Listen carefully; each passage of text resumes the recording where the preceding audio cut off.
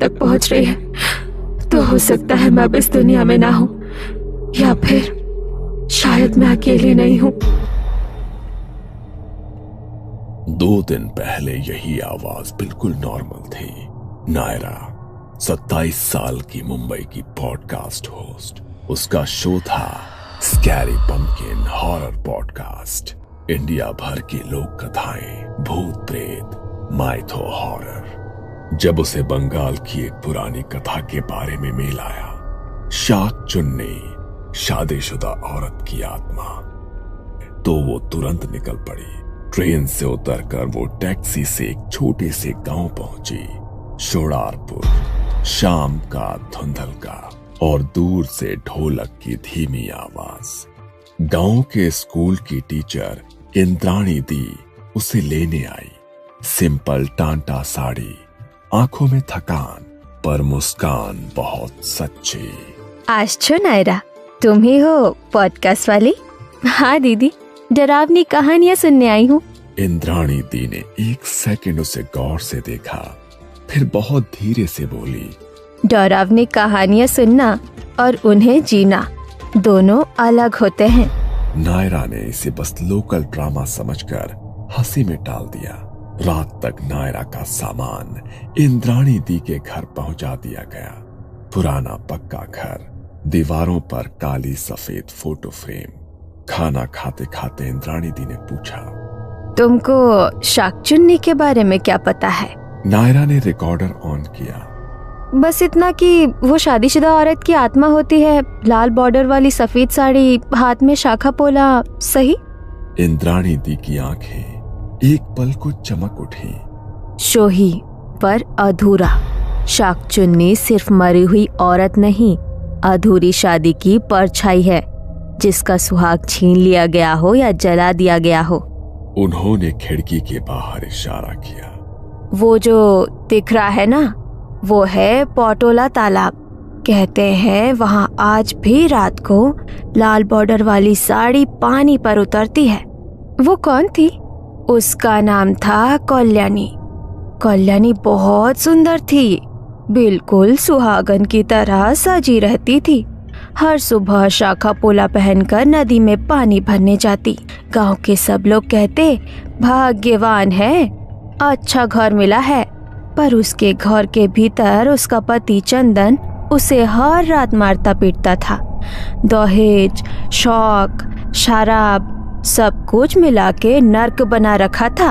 एक दिन तीज से 1 रात पहले कल्याणी ने चुपचाप खा पी कर व्रत रखा, ये सोचकर शायद मेरे तप से मेरा पति बदल जाए। रात को चंदन फिर नशे में लौटा।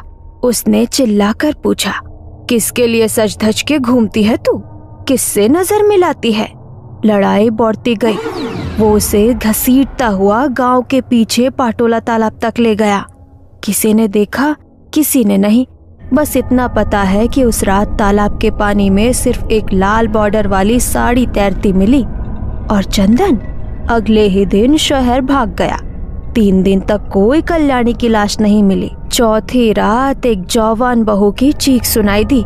उसने कहा उसे तालाब के किनारे एक औरत दिखी, भीगी लाल बॉर्डर वाली साड़ी, बाल गीले और हाथों में चमकती शाखा पोला।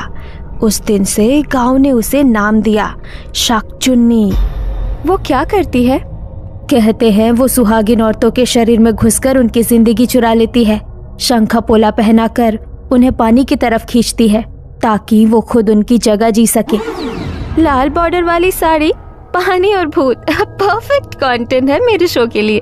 इंद्राणी दी ने पहली बार थोड़ा सख्ती से कहा, सुनो, रात में अकेले उस तालाब के पास मत जाना, खासकर अगर तुम कभी शादीशुदा रही हो।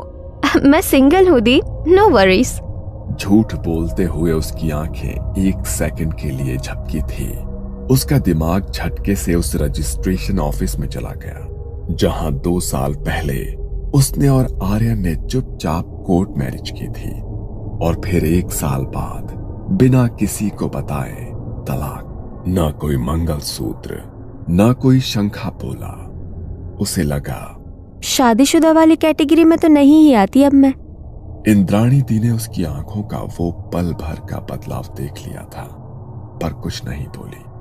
उस रात लगभग 11 बजे के आसपास नायरा चुपचाप निकल पड़ी। रिकॉर्डर, कैमरा, टॉर्च सब तैयार। तालाब तक जाने वाली पगडंडी पर अंधेरा। पेड़ों के बीच से जुगनू की हल्की हल्की रोशनी दिख रही थी। दूर से मेंढकों की टर टर की आवाज और साथ ही पानी की धीमी आवाज। उसने रिकॉर्डर ऑन किया। Day 1, 11 PM। मैं अभी पाटोला तालाब के पास हूँ। लोकल लोग कहते हैं यहाँ एक शाकचुन्नी रहती है जो लाल बॉर्डर वाली साड़ी पहनकर सुहागिन औरतों को पकड़ती है। वो अपने नरेशन में इतनी डूबी हुई थी कि उसे पता ही नहीं चला कि कब उसकी टॉर्च की रोशनी पानी की सतह पर आ गई। तालाब एकदम शांत था। अचानक पानी की सतह पर कुछ हल्का सा हिला। नायरा ने टॉर्च की रोशनी फोकस की।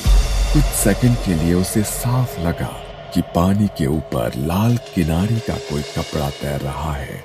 उसने टॉर्च और पास लाई।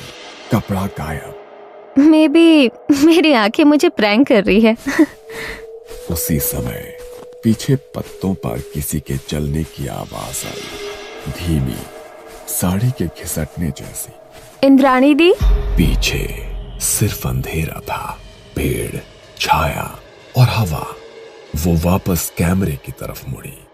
लेंस में उसे अपने कंधे के पीछे एक पल के लिए लंबे गीले बालों का धुंधला सा प्रतिबिंब दिखा।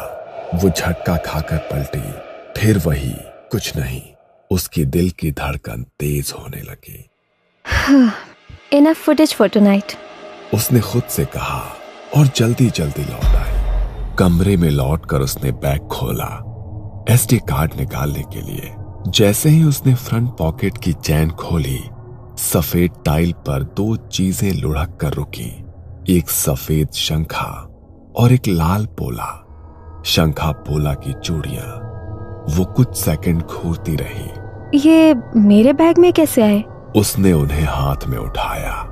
चूड़ियां हल्की सी ठंडी थी, जैसे अभी अभी पानी से निकाली गई हो। उसी समय दरवाजे पर दस्तक हुई। इंद्राणी दी ने अंदर झांक कर देखा और तुरंत उसकी हथेलियों पर नजर गई। उनका चेहरा एकदम सफेद पड़ गया। ये तुम्हें कहाँ से मिले? मैंने तालाब से लौटकर अभी बैग खोला, खुद ही थे पॉकेट में। आपके हैं क्या? इंद्राणी दी ने बिना जवाब दिए तेजी से आगे बढ़कर उसके हाथों से चूड़ियां छीन ली, कपड़े में लपेटी और दीवार पर रखे हुए छोटे से देवघर के पास रख दी। तुमने कहा था तुम सिंगल हो। मैं थी शादीशुदा, अब नहीं हूँ, पर ये सब इरेलेवेंट है ना? इंद्राणी दी की आंखों में अजीब सा गुस्सा और डर मिला हुआ था। शाकचुन्नी के लिए इरेलेवेंट नहीं है। उसके लिए तुम अभी भी कभी की हुई सुहागिन हो। तुमने वादा तोड़ा है नायरा, अपने बारे में और उससे भी। उससे कौन? जो पानी में रहती है और जिसकी चूड़ियां अब तुम्हारे हाथों में थी। रात उस कमरे में अचानक बहुत भारी लगने लगी। उस रात नायरा को नींद बहुत देर से आई और जब आई तो सीधे तालाब के किनारे वो सपने में खुद को देख रही थी, लेकिन साड़ी में, सफेद साड़ी, लाल बॉर्डर, बाल तेल लगे हुए, पीछे की चोटी, मांग में सिंदूर। वो पानी में खुद का चेहरा देखती है, पर चेहरा उसका नहीं, किसी औरत का, कल्याणी जैसा। पीछे से एक कर्कश आवाज सुनाई देती है। किसके लिए सज धज के घूमती है तू? मैंने कुछ नहीं किया, वो मैंने व्रत रखा है तुम्हारे लिए। चंदन उसे बालों से पकड़कर घसीटता है। उसकी चूड़ी टूटती है, पानी की सतह काली दिखने लगती है। अचानक सपने का एंगल बदल जाता है। अब वो ऊपर से देख रही है। वो देखती है कि एक लाल सफेद साड़ी वाला शरीर पानी में धकेला जा रहा है। हाथ ऊपर की तरफ उठे हैं, उंगलियों में शंखा पोला चमक रहे हैं। जैसे ही शरीर में पानी समाता है, तालाब की गहराइयों में एक और चेहरा खुलता है, पीला, सूजा हुआ, पर आंखों में सिर्फ एक शब्द, धोखा। तू भी धोखा देगी? एक आवाज सीधे नायरा के कान के पास आती है। तू भी कहेगी मैं सिंगल हूँ, जबकि तेरी मांग में कभी सिंदूर पड़ा था, जब तूने कभी फेरे नहीं लिए पर कानून के कागज पर पत्नी लिखवाया था। नायरा नींद से झटके से उठ बैठती है, गला सूखा हुआ, माथे पर पसीना। कमरे के कोने में उसे लगा जैसे किसी की सिलुएट खड़ी है, लंबे बाल, थका हुआ सिर। उसने टेबल लैंप ऑन किया, कोना खाली था। दीवार पर घड़ी ने 3 बार टन टन किया। रात के 3 बजे। अगले दिन इंद्राणी उसे मंदिर ले गई। पुजारी हराधन पंडित जी, ये शौहर से आई है, कहानियां रिकॉर्ड करने, शाक चुन्नी के बारे में सुनने। कल रात पोटोला तालाब के पास भी गई थी। रात में? कंटेंट के लिए जाना पड़ा, पर मैं सेफ हूँ। शंखा पोला दिखे तुम्हें? हाँ, मेरे बैग में। पंडित ने तुरंत मंत्र बड़बड़ाए और छोटा सा लाल धागा उसके हाथ पर बांध दिया। ये रखो, रात को बार बार आवाज आए तो जवाब मत देना। नाम लेकर कोई बुलाए तो भी मत जाना। शाक चुन्नी नाम लेकर बुलाती है, समझी? ये सब सुनकर नायरा को एक अजीब सी मिक्स फीलिंग आई, आधा डर, आधा क्यूरियोसिटी। दूसरी रात नायरा ने तय किया कि वो कमरे से बाहर नहीं जाएगी। उसने इस बार बस ऑडियो माइक ऑन कर दिया। लगभग 1 बजे के आसपास खिड़की के बाहर से कांच पर हल्की टकटक की आवाज आई। उसने सोचा शायद डाल से टकरा रहा होगा कुछ। फिर वो आवाज साफ हुई, जैसे कोई नाखून से कांच पर लाइनें खींच रहा हो। धीरे धीरे एक और आवाज उभरी, नायरा, नायरा, दरवाजा खोलो। आवाज में अजीब सी मिठास थी, जैसे कोई बहुत अपना हो। मैं इंद्राणी दी।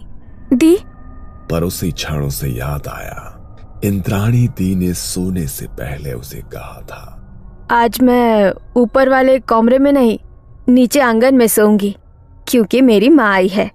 तो ऊपर वाले फ्लोर पर कोई नहीं होना चाहिए था। दरवाजा खोलो ना, 1 मिनट ही तो बात करनी है। अब आवाज धीरे धीरे बदलने लगी। तूने मुझसे झूठ बोला। तूने कहा तू सिंगल है, तेरी मांग में भी कभी सिंदूर था। नायरा का दिल जोर जोर से धड़कने लगा। उसने हिम्मत करके बहुत धीमे से पूछा, तुम कौन हो? कुछ सेकंड के लिए सन्नाटा, फिर बहुत पास से, जैसे दरवाजे की दरार पर होठ लगाकर, और मुझे तेरी जगह चाहिए। दरवाजा अपने आप हल्का सा हिलने लगा। उसी समय सीढ़ियों की तरफ से किसी के तेज कदमों की आवाज आई।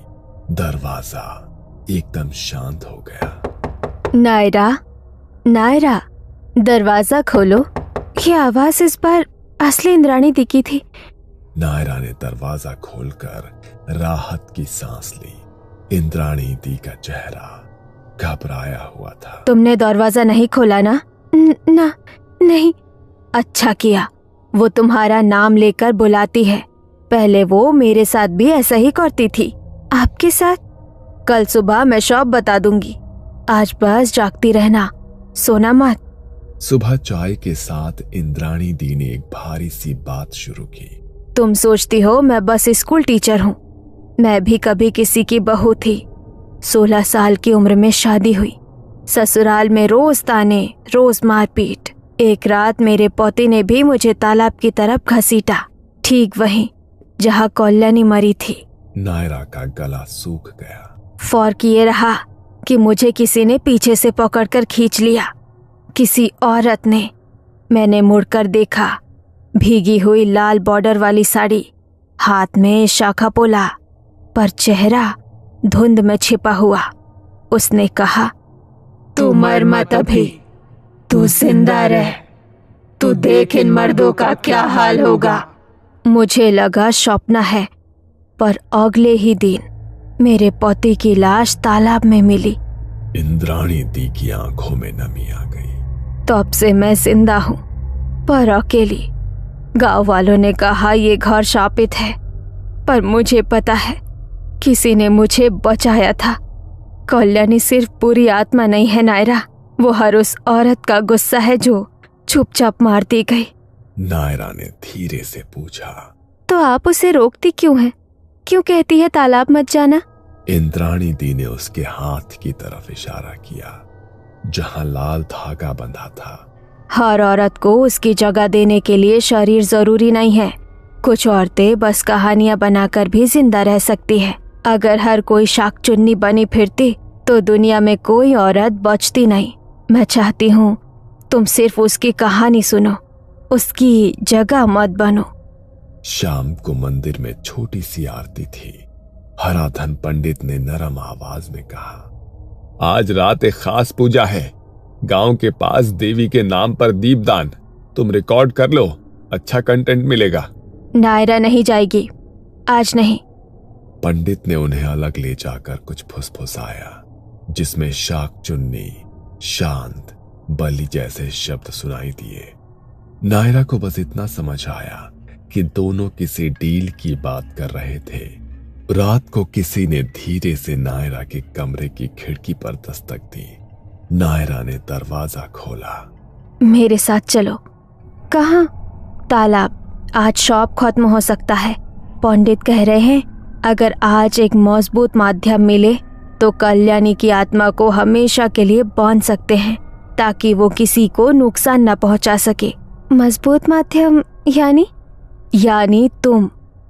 रात के 12 बजने वाले थे। तालाब के चारों तरफ दिए जल रहे थे। पुरानी बंगाली आरती की धीमी आवाज हवा में तैर रही थी। हराधन पंडित बीच में एक चौकी पर बैठा था।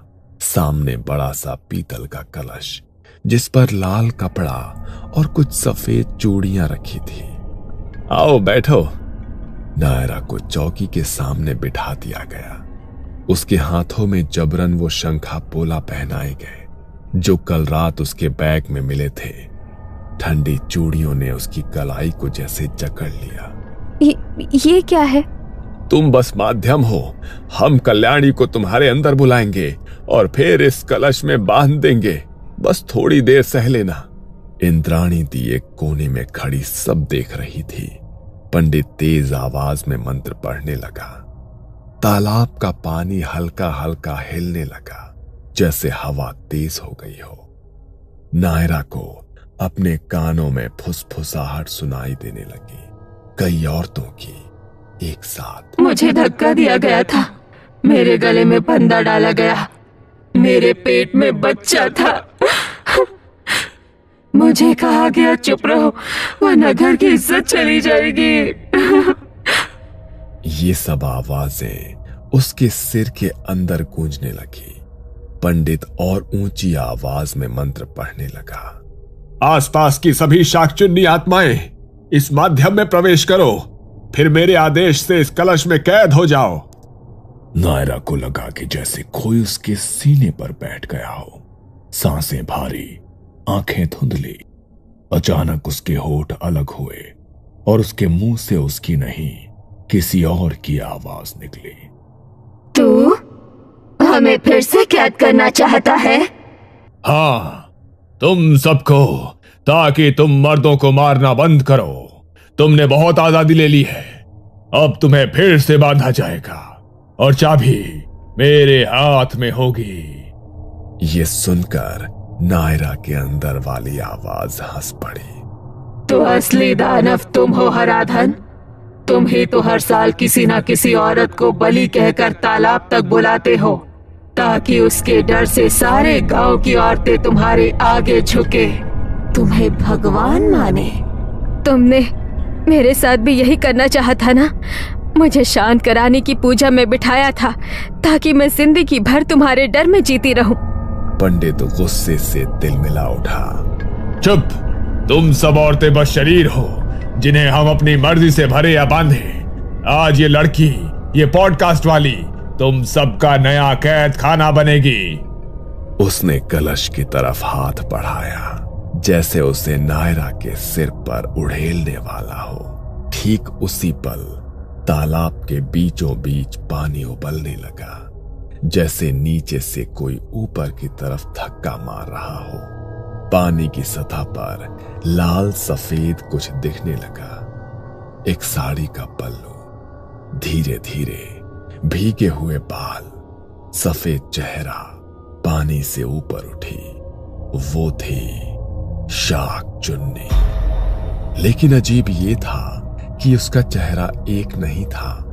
कभी वो कल्याणी का लगता, कभी किसी और औरत का, कभी इंद्राणी दी जैसा तो कभी खुद नायरा जैसा। जैसे वो एक नहीं सैकड़ों औरत की मिली जुली परछाई हो। नायरा के भीतर कुछ क्लिक हुआ, जैसे कोई पुराना ताला खुल गया हो।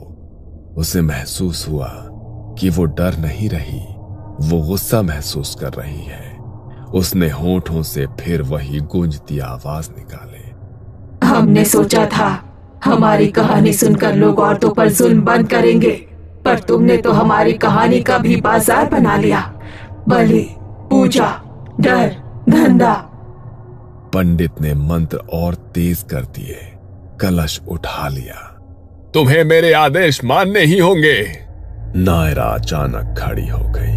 कलाई पर बंधा लाल धागा खुद ब खुद टूटकर जमीन पर गिर गया। उसकी आंखों में हल्की सी चमक थी। तुम सोचते हो कि तुम हमें कैद कर सकते हो? पीछे तालाब से निकलती हुई आकृति अब बिल्कुल उसके पीछे खड़ी लग रही थी, जैसे उसकी ही परछाई हो। इंद्राणी दी ने धीरे से फुसफुसाया, कल्याणी। नायरा मीडियम नहीं, हमारी आवाज बनेगी। वो हमें कैद नहीं करेगी, वो हमें सुनेगी और दुनिया को सुनाएगी। मैं तुम्हें आदेश देता हूं। उसने कलश को नायरा के सिर पर मारने के लिए ऊपर उठाया। उससे पहले नायरा ने एकदम से आगे बढ़कर उसका हाथ पकड़ लिया। पंडित की कलाई से तेज जलने की आवाज आई, जैसे किसी ने गर्म लोहे पर पानी डाला हो। उसने चीख मारी। उसी समय तालाब से कई अदृश्य हाथ निकलते हुए महसूस हुए, जिनकी परछाई पानी में दिख रही थी। वो हाथ पंडित के पैरों को पकड़कर धीरे धीरे तालाब की तरफ खींच रहे थे। इंद्राणी, बचाओ! मैंने तुम्हें भी बचाया था। बचाओ, बचाओ! नहीं, तुमने बस हमें डराया था। आज डर तुम पर है। पंडित का शरीर फिसलता हुआ तालाब की कीचड़ तक गया, पर पानी से निकलते अदृश्य हाथों की ताकत ज्यादा थी। आखिरी पल में उसकी चीख गांव की खामोशी में गूंजती रह गई। फिर वो पानी के अंदर समा गया। तालाब फिर शांत हो गया। दिए हवा में बुझ गए। सिर्फ लाल पल्लू का एक कोना पानी में तैरता दिखा और फिर वो भी डूब गया। सुबह होते होते सब कुछ जैसे सामान्य हो गया हो। गांव वालों ने सुना कि हराधन पंडित रात को पैर फिसलने से तालाब में डूब गया। इंद्राणी दी ने नायरा को स्टेशन तक छोड़ने का इंतजाम किया। रेलवे प्लेटफॉर्म पर नायरा ने रिकॉर्डर ऑन किया। ये है पाटोला तालाब की कहानी। शाकचुन्नी जो कभी सिर्फ कल्याणी थी, जो हर उस औरत का गुस्सा बन गई जिसकी आवाज़ दबा दी गई। पर यह कहानी सिर्फ भूत की नहीं है। ये कहानी उन सब की है जो आज भी जिंदा होकर डर में जी रहे हैं। शायद अब शाकचुन्नी किसी को पानी की तरफ घसीटने नहीं आएगी। शायद अब वो माइक के जरिए बोलेगी। उसने रिकॉर्डर बंद किया, या उसे लगा कि उसने बंद किया। ट्रेन में बैठते समय इंद्राणी ने उसकी तरफ देखा। तुम सुनोगी हमारी बाकी कहानियां भी? जरूर। इंद्राणी की आंखों में कुछ था, आशीर्वाद या चेतावनी, समझ नहीं आया। ट्रेन चल पड़ी। डिब्बे में अकेले बैठे हुए नायरा ने रिकॉर्डर चेक करने के लिए प्ले दबाया। पहले तो उसकी खुद की आवाज आई, जैसा उसने स्टेशन पर बोला था। फिर अचानक बीच में रिकॉर्डिंग में एक दूसरी आवाज आ गई, जो उसने कभी बोला ही नहीं था। अगर ये रिकॉर्डिंग तुम्हारे तक पहुंच रही है तो हो सकता है मैं अब इस दुनिया में ना हूं, या फिर शायद मैं अकेली नहीं हूँ। ये कहानी आपको अच्छी लगी हो तो हमें सब्सक्राइब करें, हमारा इंस्टाग्राम और फेसबुक पेज जरूर फॉलो करें। अगर आपके पास ऐसी ही कोई कहानी हो तो हमें कमेंट बॉक्स में भेजें। हम कोशिश करेंगे कि अगली एनिमेटेड स्टोरी आपकी होगी। तक पहुँच रही है।